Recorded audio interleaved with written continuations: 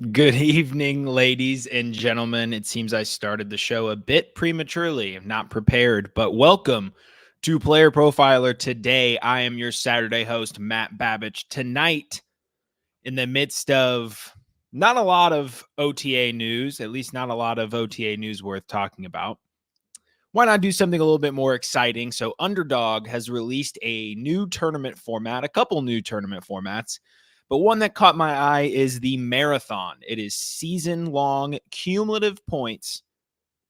Every week is the playoffs. It's a tournament schedule of weeks 1 through 17.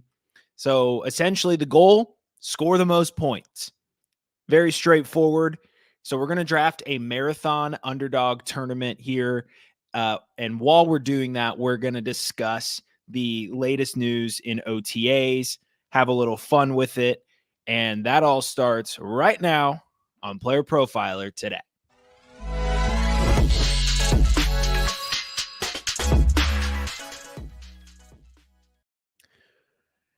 Hello, everybody. Welcome into Player Profiler today. I'm your Saturday host, Matt Babich. I just hopped into a marathon lobby. The last time I was on Player Profiler today, 2 weeks ago, and I did an underdog draft.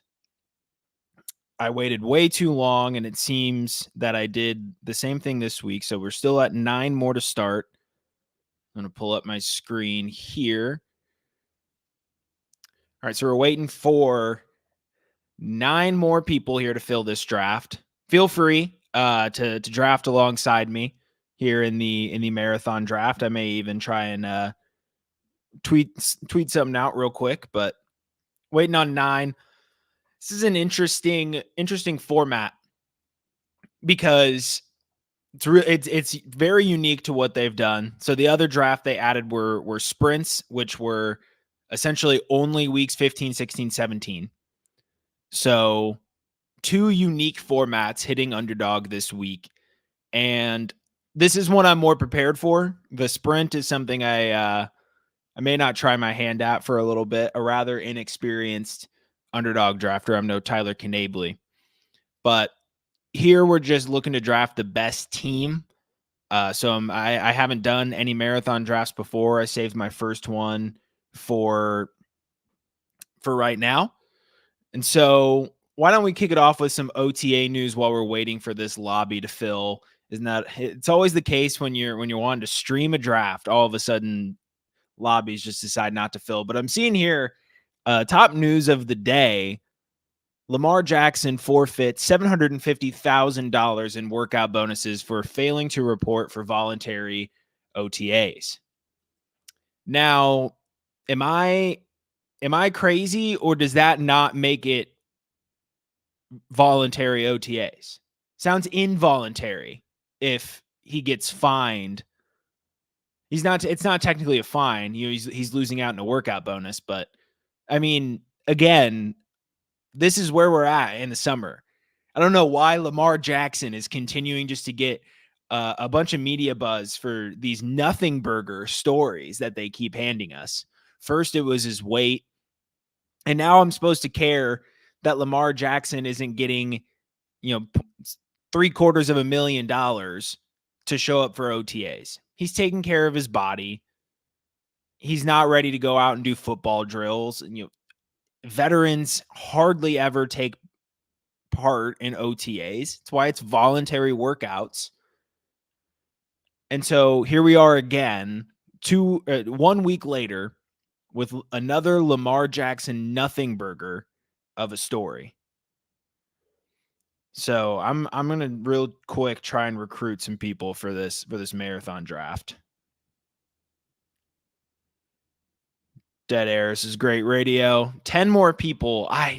Every time I try and stream an underdog draft, the lobby just won't fill. Please head to Underdog and hop in a marathon draft, because I really would like this stream to fill. There we go. 9 more people. 9 more people. So how about the Bears? The Bears announced the candidates for Hard Knocks this season, and I'm kind of excited about it. So Caleb Williams, Rome Odunze, DJ Moore, his star-studded offense. We're going to get to see a lot of them in action. It's going to be really exciting. I know there's sometimes like an underdog curse or a hard knocks curse, but we're going to get to see a deep dive into the Chicago Bears as they turn their season around. And we couldn't ask for more. We couldn't ask for a better hard knocks candidate. Number 1 overall pick. We're surely going to see Caleb Williams be himself, which I know is going to tick a lot of people off. But we got Gerard Dean in the chat. You don't see Marathon on the app? That's weird. I didn't see it on my computer, but I hopped on this lobby in my phone, and we're right here. Maybe we just start another draft, because it seems like it's never going to fill. We're going to back out. We're going to do the smart thing. We're going to go against the show title. We're going to leave, and then we're going to join a hound dog, because those have been filling. I can't just, unfortunately, you and the viewers and myself both don't want to just sit here and wait for a lobby to fill. So, and let's get this loaded up.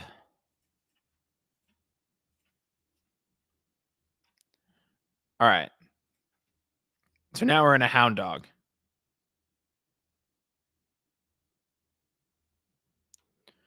We're going to do a hound dog now. Jared, hop in the draft. Let's do it. Hop in this hound dog. We'll get it going. Yeah, there we go. Let's go. 6 more for this draft to start. Should have just been a hound dog the entire time. That's kind of interesting. It seems like something that would be such a popular format, right? Season-long scoring. Seems like, very close to kind of seasonal leagues, and 3-ish days into the release, and there's hardly anybody in this draft. I'm going to pull up the stats on it right now. The Greyhound's almost filled. So it's 2.1% filled, the Marathon. And in comparison, the Hound Dog looks to be, close to 80% filled, 75% filled, 70% filled. So in 3 days, Hound Dog has filled 70%, and the Marathon has filled 2%. So that one's probably not going to fill. Maybe a swing and the miss by Underdog there. I didn't think it would be, but it kind of looks to be the case there. I'm going to pull up the NFL news tab so we can go through that. We are at the 1-9. I don't love the 1-9. Let me actually go into the draft. There we go. Then we got Jared at 1-7.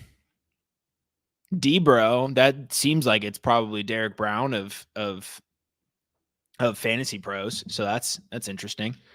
Hound Dog's been really popular. I know Tyler Knably was live just a little bit earlier. No other names I recognize in here. So anything on the news that's relevant? It's very tough to do a news show in the summer. I see the Cowboys are trying out Deuce Vaughn at slot receiver, and that's interesting. So Deuce Vaughn didn't get much of a run in his rookie year, but maybe not addressing the receiving core. He has a 96th percentile college target share, had nearly a 17% college share or target share at Kansas State. So that could be interesting if he gets a gadget role with the Dallas Cowboys. I think letting Michael Gallup go, they're still trying to figure out who their actual wide receiver 3 is going to be. And this is the best news we've heard for Deuce Vaughn's relevancy. I'm not drafting him yet at all, but it's definitely a situation that I'm going to monitor pretty closely, because if Deuce Vaughn does get work at slot and he is able to get some manufactured touches this season, they're going to be in good shape.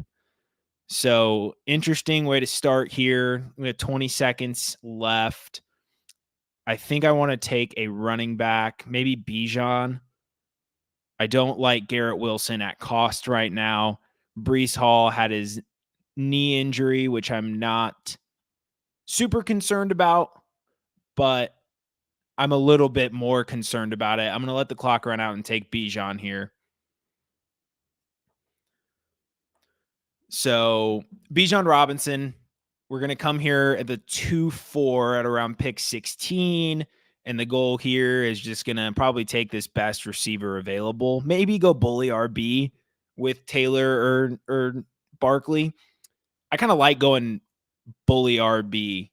I'm going to be table talking with Jared this entire draft, but I kind of like going bully RB in drafts. I feel the wide receiver ADP has hit such a point where you can get to, a Bijan and a Jonathan Taylor right off the bat, load up on some receivers, and you can hit a format where you only draft 5 running backs.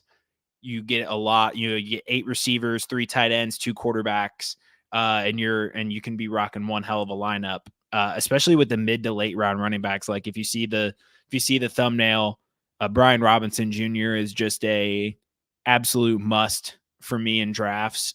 Getting him where you can get him. Ramondre Stevenson has some nice value. There's a lot of valuable running backs in the mid to late rounds, and so being able to tie 4 usable running backs together, 2 in the early rounds, 2 in the later rounds. Well, I'm obviously going to take Drake London here because 2 picks after value, and I get that Falcon stack. I was okay with forfeiting Drake London there at the turn. I do love Devontae Adams right now in drafts. People are fading him way too quickly. The NFL, especially its pivot to being a more zone-heavy league, is why we're seeing extended age curves for wide receivers these past few seasons, why Keenan Allen was able to tear it up last season. So Devontae Adams, I'm not necessarily concerned with age. We shouldn't be concerned with injury. We really didn't see him off the field much at all throughout his entire career, no less just last season. And he's coming off of an historic run. I believe the last 3 seasons prior to last, he was 8, 7, and 1 in wide receiver fantasy points per game. So it's an incredible talent who's going to have the best quarterback he's had since Aaron Rodgers. Devontae Adams is an absolute smash pick. Let's see, more NFL news as we're 9 picks away here. Matt Eberflus talked very highly of DeAndre Swift, calling him a weapon back that they jumped very quickly to go get in free agency. So are we buying the coach speak here? Probably. I'm certainly not putting any sort of coach speak for DeAndre Swift into pumping up his value at ADP. I think he's very fair where he is right now, but I am not double counting the coach speak. They already went out and signed him while having Khalil Herbert and Roschon Johnson. They gave him a fairly good deal. So that already says a lot. I'm not going to get out of hand by taking some coach speak. We're going to see a lot of DeAndre Swift being focused on in Hard Knocks, potentially coming off of the Hard Knocks with the Lions, where he kind of struggled in the preseason and didn't necessarily look his best. So there may even be a redemption angle on Hard Knocks for DeAndre Swift. So I know that DeAndre Swift's value is going to go up in the summer. It's probably going to happen to every single Bear, just because the more coverage we get, the more anticipation.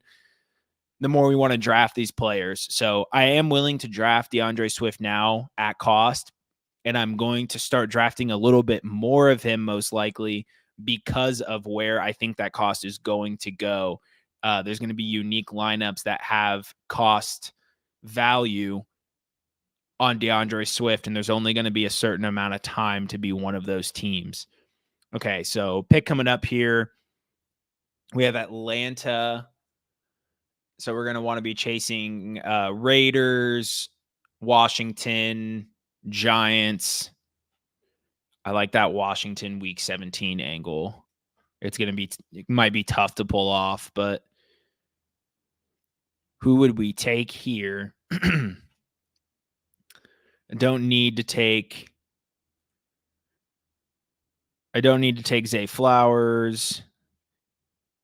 I don't think I need to invest this heavily in ETN. I do love Michael Pittman at cost. Something tells me that Cooper Kupp could just explode. And even with boom weeks, that could be very feasible. But I'm just going to take Michael Pittman Jr. here, go for the spike week receiver, and be very happy with it. So we're 5 picks away. And with our next pick, the good thing about this Atlanta stack is that we don't have to get too chalky because we can get Raiders. We can get some Saints for a divisional stack later on. We can get some Commanders later on. We don't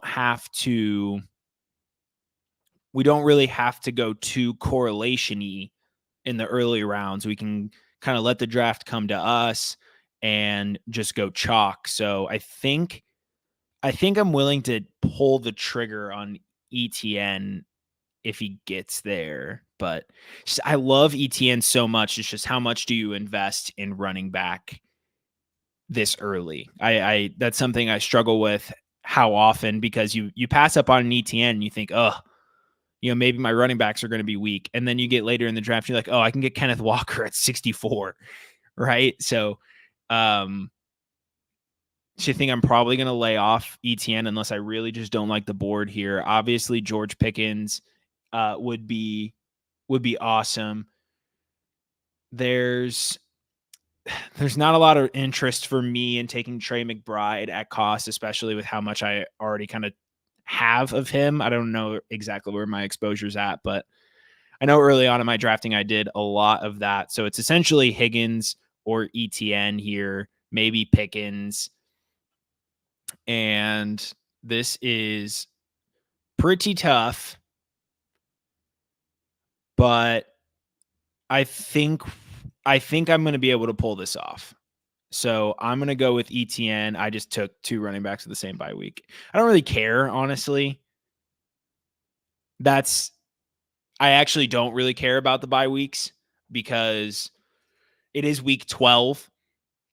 So what I need to do is just make sure that obviously my next best running back and the running back after him do not have week 12 buys. It's going to sting a little bit, but it's also going to be a slight edge that I have my RB1 and my RB2 out there every single week, besides week 12 where they both are missing. So I actually don't mind a little bye week correlation between your RB1 and RB2, because it just, now that buys are known, you just know that people are going to shy away from some of these things. And having a Bijan Robinson, Travis Etienne stack post schedule release could potentially be an edge. I don't know if it is necessarily. We'll find out. But so obviously the plan here is to kind of pivot back and go to receivers as we go along here. I'll quickly check to see if there's any other news worth talking about. See, this is the annoying part of the offseason. Like we want things to happen, and yet we're stuck talking about very little for months and months and months at a time until training camp actually starts. But one thing I did read up on was the talk in Seattle.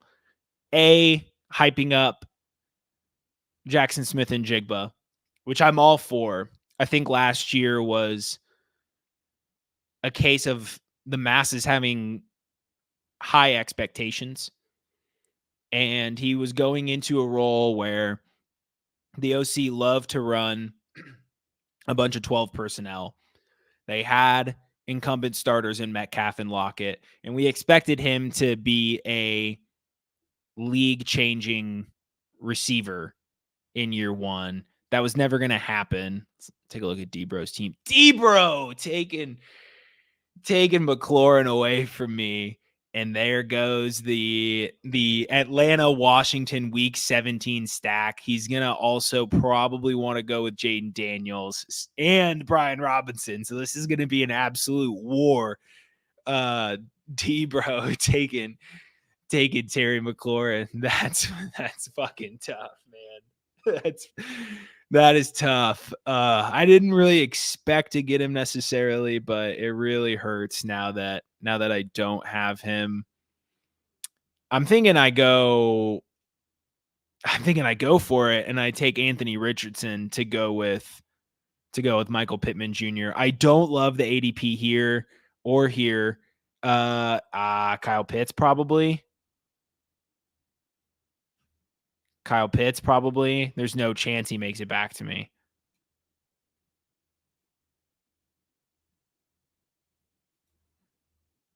I'm going to go with Kyle Pitts. I'm not sure if I'm going to regret that decision or not.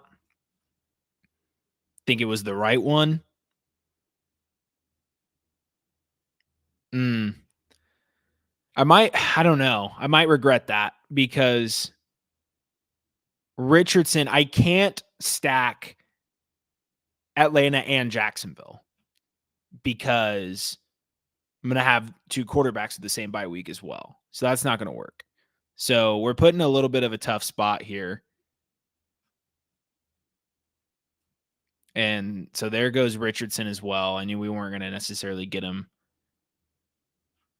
on the turn. I think ETN ended up being the mistake.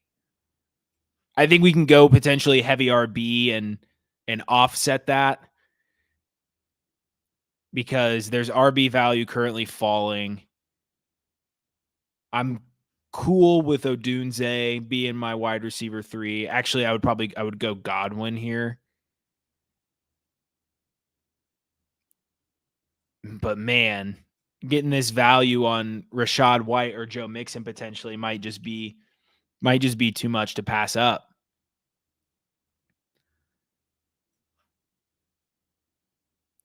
This is the beauty of Underdog Fantasy, ladies and gentlemen, because sometimes you just get put in these corners. I was hoping Mixon would end up being the one that fell. So there's Rashad White or Chris Godwin. I think with the running backs I've taken, I just need to make my bet on Rashad White not being that guy. I mean, there is uniqueness in having a Robinson, ETN, and Rashad White 8 picks after ADP combination potentially, but these are the dozens upon dozens of trade-offs that we have to make in every underdog draft. Fucking D-Bro, man. Respect the hell out of him, but that stinks. I mean, it's not over, right? You can get later Washington stacks, so I still am going to continue with this same plan. It's just now that he has McLaurin, it just might be an arms race to get these Commanders. Who would have thought? We're going to be racing to the board to get Commanders in 2024, but that's what real fantasy drafters are doing. We're chasing Commanders because Cliff Kingsbury is their OC, and they're going to score a lot of fantasy points. So I'm all in on the Commanders this year. Are we all in on Marvin Mims this year? He's getting buzz from Sean Payton, so he's saying that he expects a lot of growth for Marvin Mims in year 2, and I mean, I would hope so. But Peyton did say, quote, "We are as much responsible for, I don't want to say holding him back, but you're trying to get snaps with Jerry Jeudy and Cortland. I think we'll see a lot of growth from year 1 to year 2. He's tough. He had a really good play today." So I actually like what's being said there because he is kind of admitting, hey, we had to play Jerry Jeudy throughout this season because we were trying to trade him. And when you're trying to compete in that situation, we are kind of responsible for not giving him more snaps. And so what we didn't hear was things about having to earn snaps or anything of the sort. Peyton is saying, well, he earned the snaps and we didn't necessarily do our part last year. So I think this is a really good report for Marvin Mims. Sean Payton tends to be a little bit more transparent when it comes to things like player preference, player growth. Good Lord in heaven, D-Bro's having himself a draft.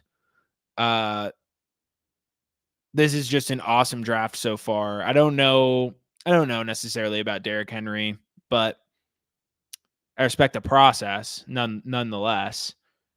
Oh, please.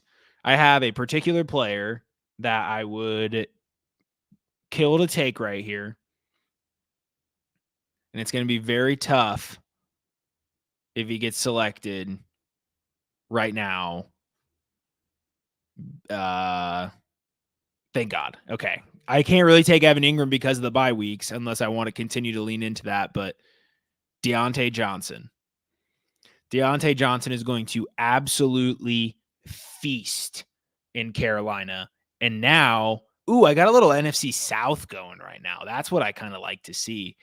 And so now I have another player that I really want to draft here. He is a running back, so he will be RB3. But I mean, when you're drafting here, like, what else are you going to do? You don't really have any other option. You're taking a running back or a quarterback in this range. So there's just no way in hell D-Bro doesn't take Jaden Daniels in this next round and completely torch everything I'm going for. I feel like there's just no way that D-Bro doesn't go after Commanders. I'm praying he doesn't go after Commanders. I think he's going to go after Commanders. But see what happens here. If my golden goose can survive this turn. We got Joe Burrow still on the board, nearly 10 picks after ADP. Kyler Murray approaching 10 picks after ADP. I'll tell you what, if Kyler Murray goes to 8-8, D-Bro's gonna take. Let's say, what's Gerard doing here? Jared, I'm sorry, I keep doing that. Wonderful Philadelphia stack with George Pickens, Hollywood Brown, JSN, and Jameson Williams. I don't necessarily love Jameson Williams. That's a personal decision of mine, but I really like the structure that you've got going on so far. Joe Burrow, very, very, very far past ADP. It's concerning me, actually, to the point where I wonder if I just abandon my lineup and just take Joe Burrow. I don't think I'm actually going to do that. I think that's a situation where getting unique is a little too cute. No way.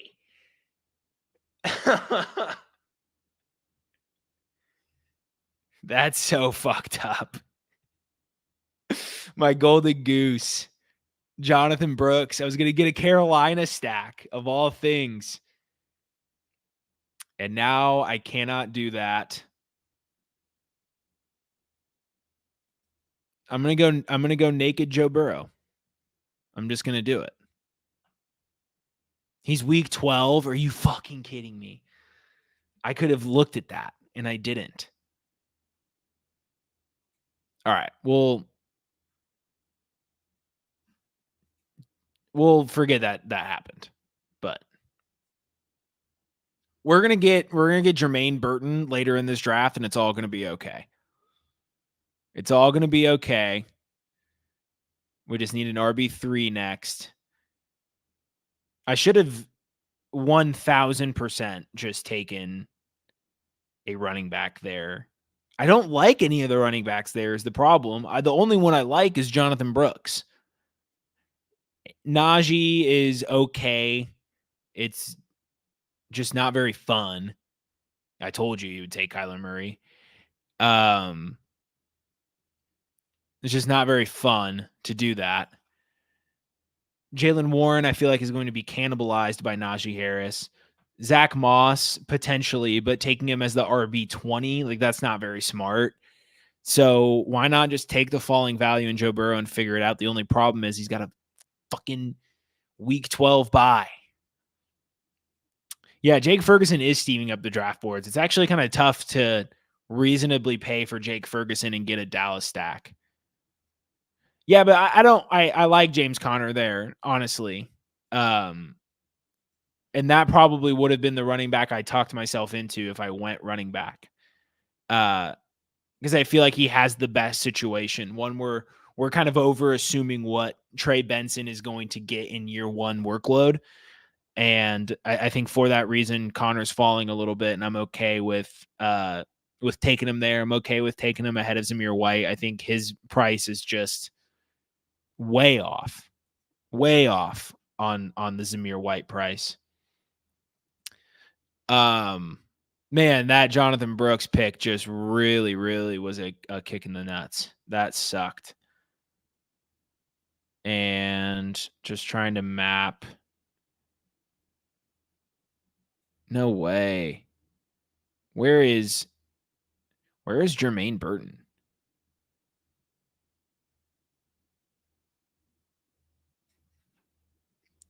There's Jane Daniels. I told you. This is I hate how good this draft is. It makes me so mad how good this draft is. He's going to tweet it out too. It's so good.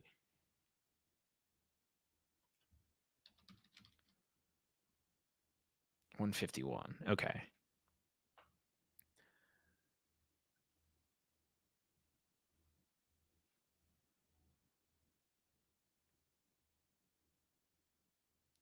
All right, we got 10 seconds until the pick. Realize I just had some dead air there.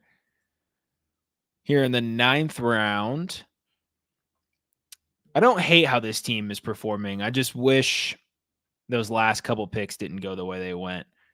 I love Brian Robinson Jr., so he is going to be on the team.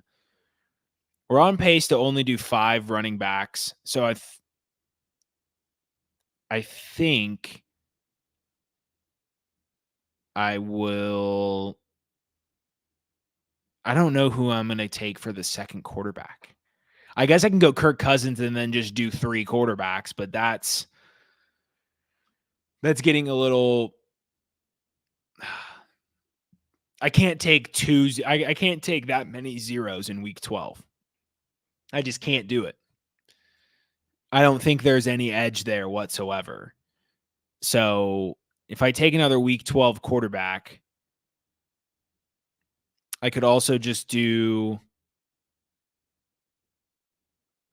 I could do Mayfield and Young and a little bit lower of a cost there.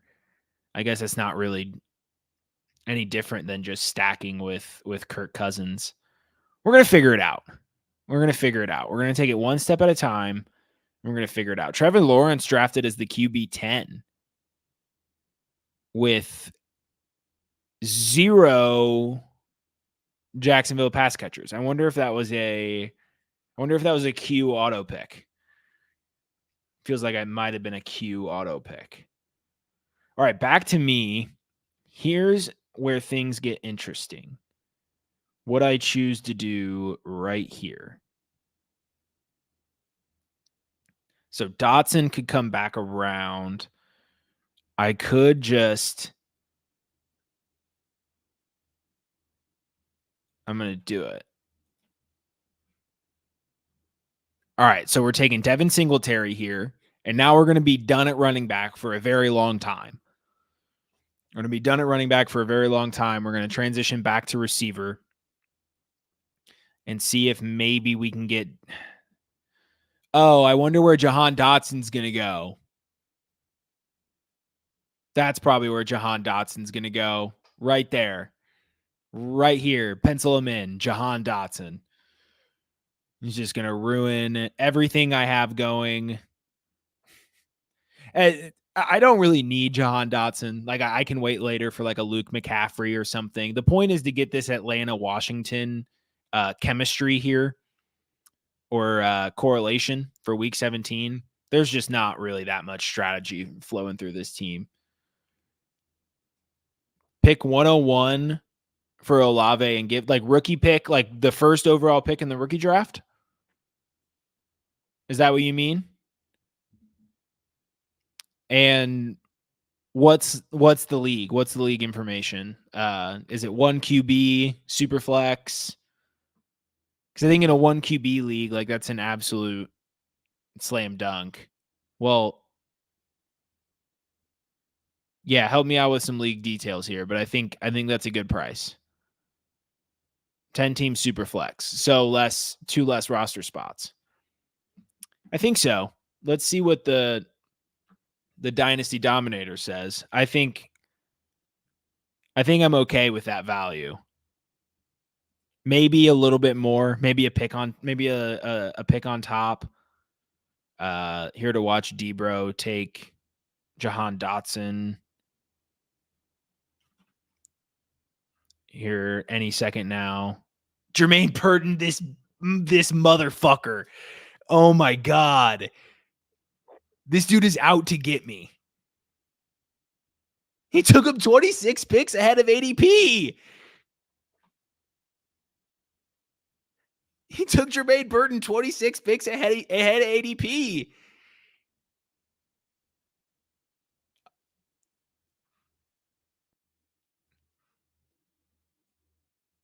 This is insane. He's out here just straight fucking my draft.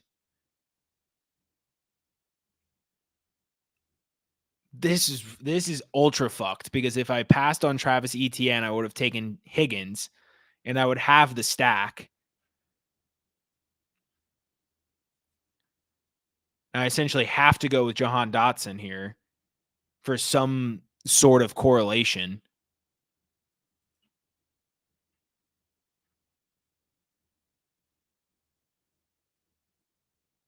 I didn't absolutely have to take Jahan Dotson there, but I'll just go with it. Debro's got me in an absolute tizzy. This is unbelievable. This is unbelievable. I'm going to pull up that trade. Jahmyr Gibbs and Chris Olave for the 101. And yeah, it says you won by an absolute long shot. So congratulations. And that's kind of what I had thought. So I appreciate that so much. This has not been my favorite draft. This has not been my favorite draft at all. I'm gonna have a Joe Burrow, Mike Gesicki skinny stack, or I might have to just take Trenton Irwin. This is, I mean,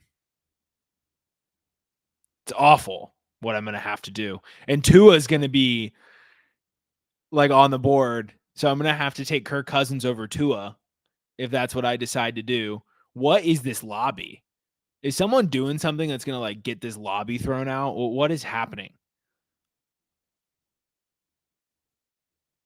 This is ridiculous. This is one of the weirdest boards I've ever seen in my entire life. Tua is nearly 20 picks past ADP right now. I don't have a single Dolphin.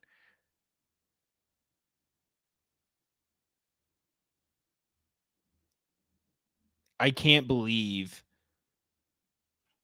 can't believe this draft is going like this. I'm close to just taking Jacoby Myers and running with it. Because, like, I don't know.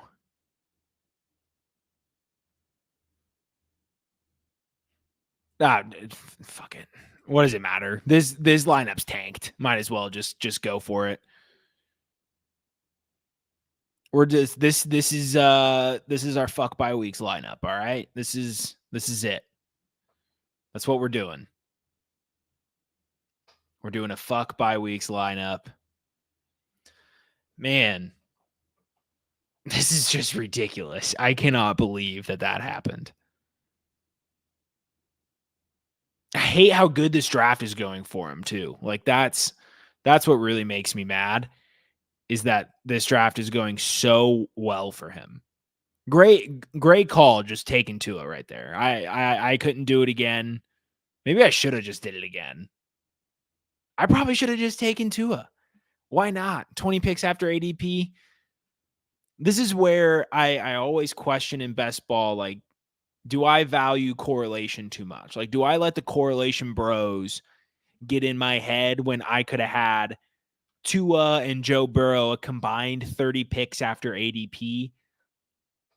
At that point, yeah, exactly. Like, just times where I can go back and just,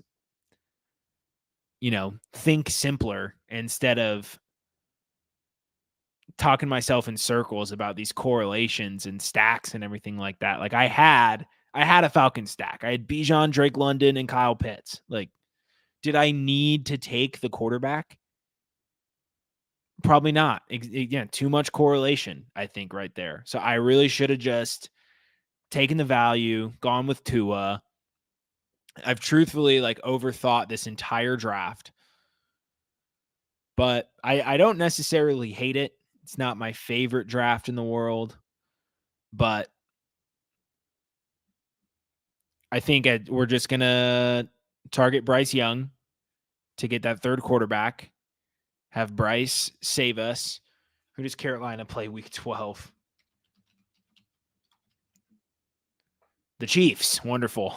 They're going to have to pass a lot. So week 12 Panthers at against the Chiefs is going to be our saving grace. Took Ricky Pearsall. Okay, I like that. A lot of trade rumors behind Brandon Ayuk and Deebo Samuel. It's starting to look day after day more like one of them isn't gonna finish the year on the 49ers, which should be very interesting.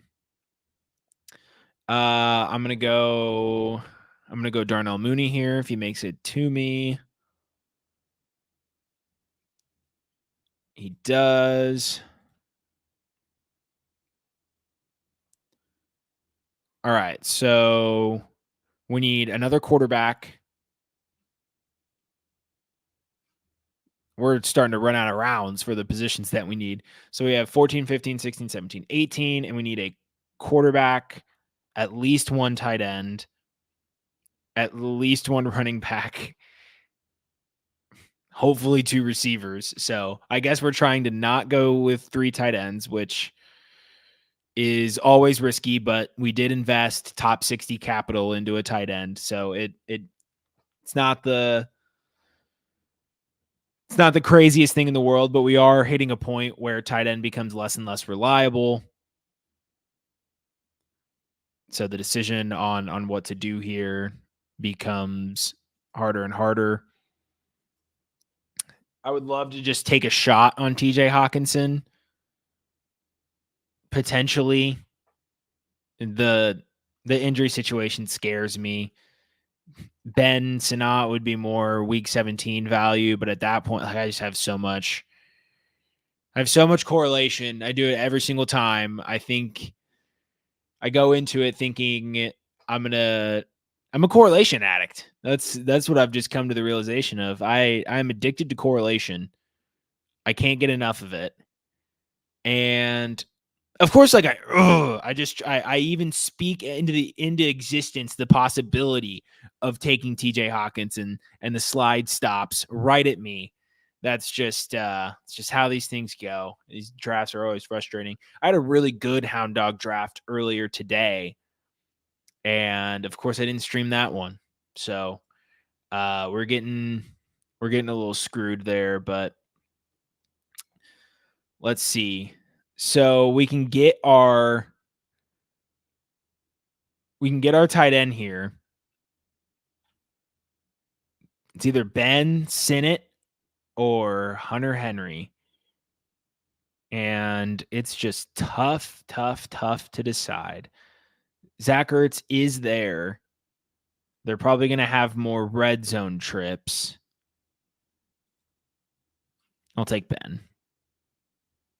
I've already invested so much into the correlation. I might as well just lean into it. So we got Ben. This is a bad draft. So Bryce Young at 192 is who we're going to be going for our third quarterback. So I'm going to pretty much have to take him here in round 16 coming up. So this will be quarterback, probably either running back or receiver. And then we'll feel how strong I am with my team and we'll pick from there. Probably not going 3 tight end. I just don't think this roster can afford it, unfortunately. This is one of my worst drafts. Let's go to Jared's team. Ooh, Mims. Okay, Gus, Ty Chandler, James Conner. I like the backs right now. Jameson, Marvin Mims, good. Didn't need to force receiver there in between those picks. Love Freiermuth. Definitely okay with taking him where you took him there. 13 picks early is totally fine. And then Goddard to complete that Eagle stack is a very good draft. Philly and Pitt they have that week 15 game. So there's that correlation there. So that's really nicely done. 9 picks away here. Round 15. One of my worst underdog drafts I've ever had. We don't have a single player that doesn't have a week 11, 14, or 12 bye, and that's bananas. It's kind of tough to pull off, but we are out here doing it. Next with the pick, it won't be Luke McCaffrey. Maybe Wan'Dale Robinson if he's there. I do like DeMarcus Robinson in drafts. I understand he's not a sexy pick, but he was a wide receiver too when he was on the field for the Rams last season. That really shouldn't go understated. I mean, some of his games, if I pull up his game log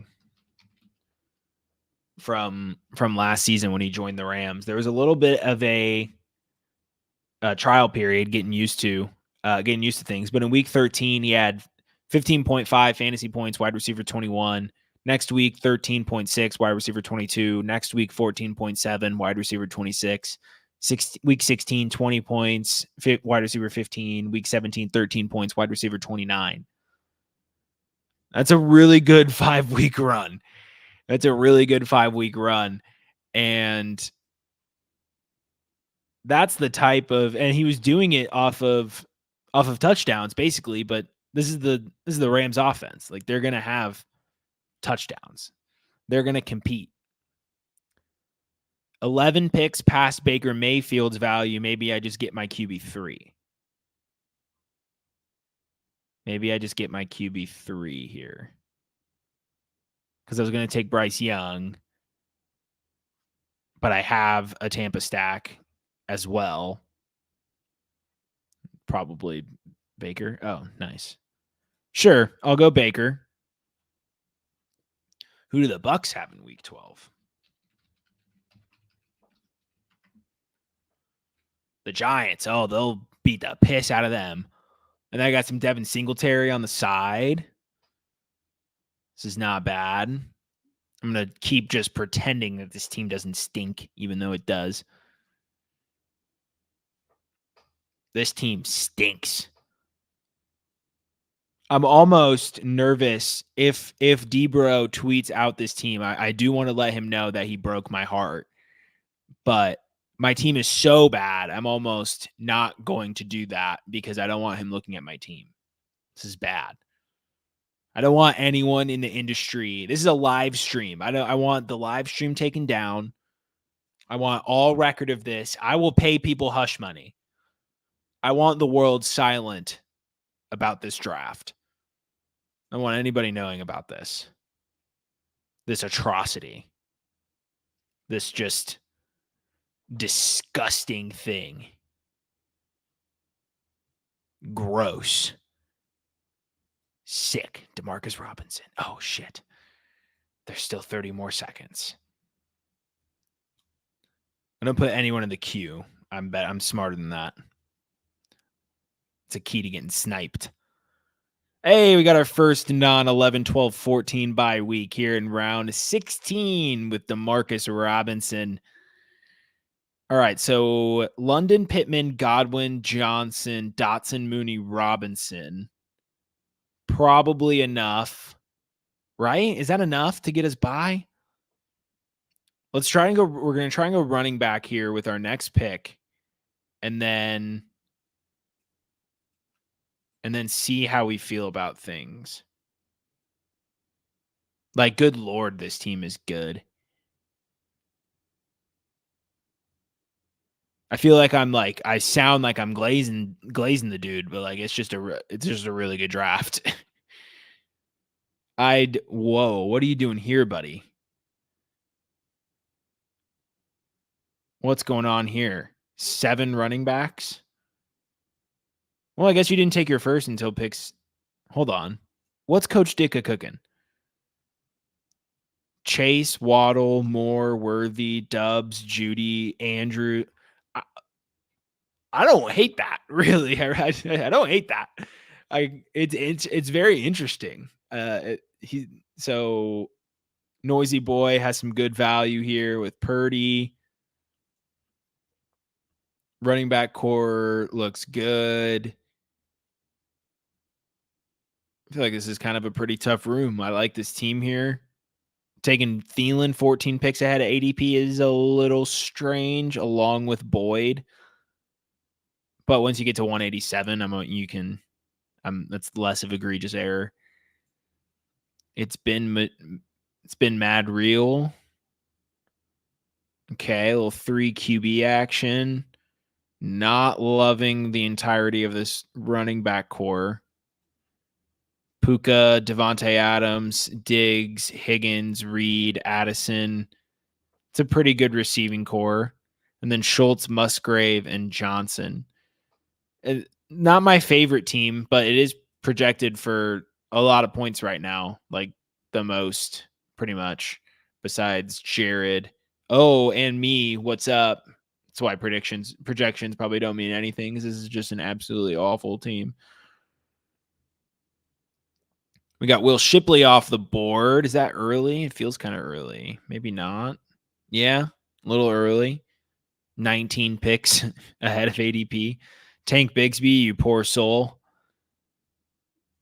I don't know who hurt you, but it's okay. Zay Jones with the Kyler Murray stack. Dude just keeps fucking winning. It's ridiculous. I hate the RB value right here. Oh my God. This is awful. This is just absolutely awful. I got to make my decision on what I want to do.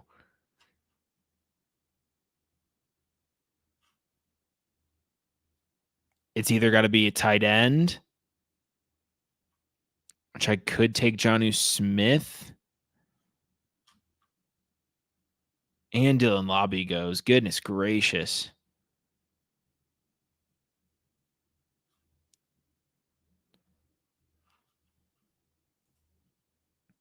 Let's get a little crazy. Rasheen Ali.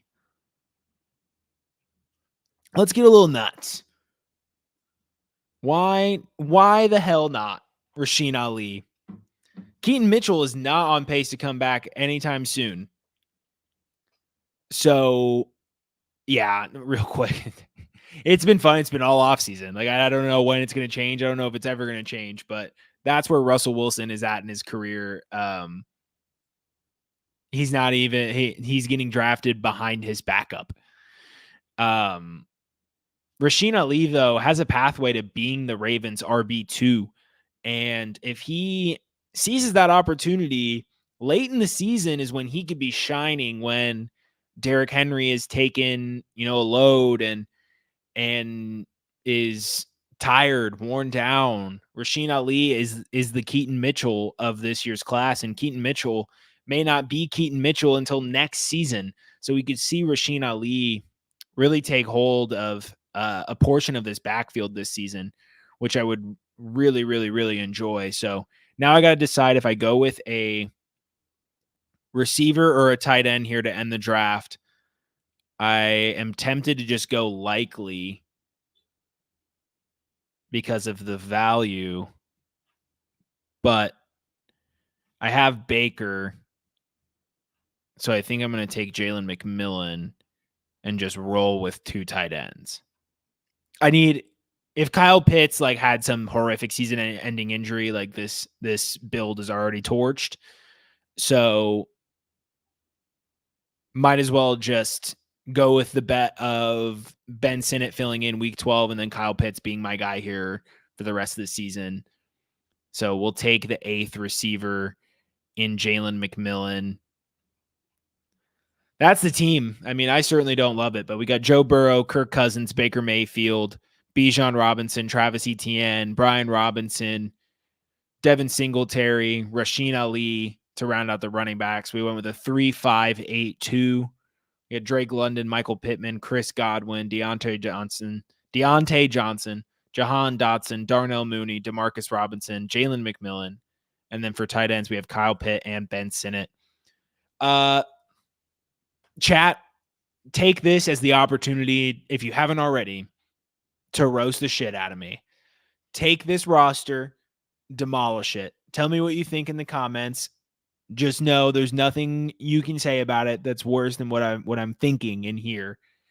But I usually catch shade in the comments. I invite it. I welcome it. This was a bad draft. I'm willing to own it. But let's see who can come up with the best roasts of my draft in the comments. I will feature whoever has the best roast of my draft on next week's show. I'll feature that comment. So little challenge for the viewers in the comment section. Somewhat fair language. I can't show certain things on StreamYard and YouTube, so keep that in mind. We'll say PG-13. Your best PG-13 roast in the chat. That is going to do it for this week's episode. Thank you all for tuning in. Thank you for hanging with me, Jared. Thank you for drafting with me. And for Player Profiler today, I am Matt Babich. We will see you next week, same time, same place. Hey, I want to thank you for being part of this broadcast. If you have any thoughts on it, leave a comment. If you enjoyed it, make sure you leave a like. And if you want to see more shows on the Player Profiler channel, subscribe to it. That's how we know you want more.